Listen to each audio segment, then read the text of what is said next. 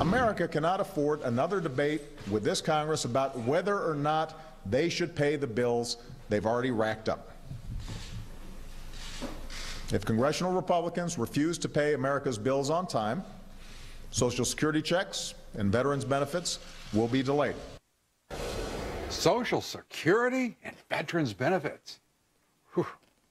That's the president resorting to scare tactics, trying apparently to get the Republicans to back down in the debt ceiling debate. And you may have noticed, that sounded vaguely familiar to you?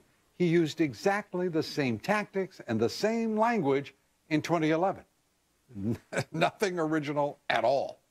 And not raising the debt ceiling, I want you to know, in my judgment, is not a reasonable outcome. But neither is the president's scary nonsense about Social Security checks. As a matter of fact, I find that to be, frankly, appalling on his part, or anyone who would resort to that kind of scare tactics for those in our society who should never, ever be frightened by our nation's leaders. The issue of who and what gets paid, by the way, in a debt ceiling impasse, a shutdown of government, would be entirely up to the President of the United States. Period. Unequivocally. If Congress does fail to lift the debt ceiling by late February, the Treasury Department will have to cover about $450 billion in obligations. About $450 billion. Revenue at that point, $277 billion. Essentially, the government will only be able to cover about 60% of its bills. 60% of its bills. Treasury would still make interest payments on the debt. By the way, the debt payments, you know, that would account for about $40 billion. Okay? $40 billion just for debt. We could still pay out Social Security benefits. They'll account for about Social Security, $61 billion. And we could still pay veterans and our military. That would cost another $17 billion for the military and for veterans.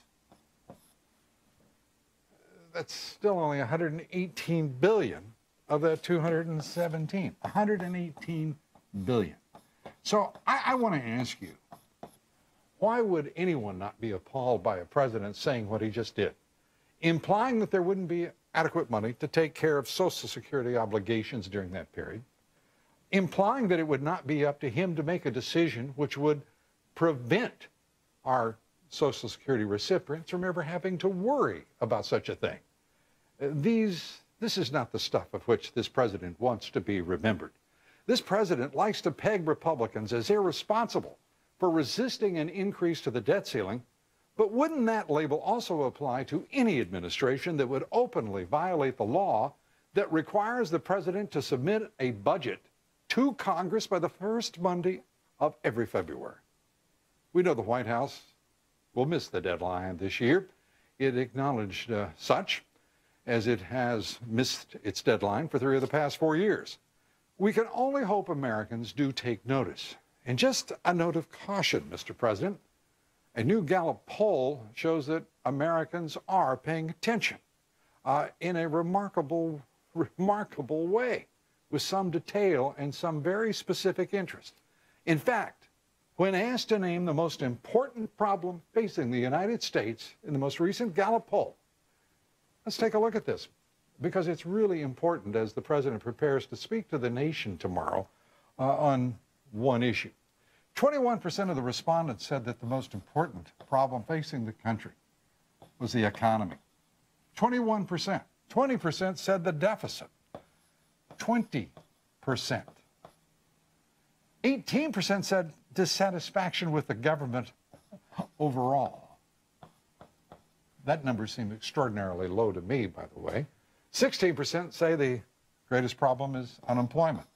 By the way, that number correlates very closely to the number of folks who are unemployed, including those who have given up looking for work. 5% said just simply the lack of money is the #1 problem as they see it. By the way, 4%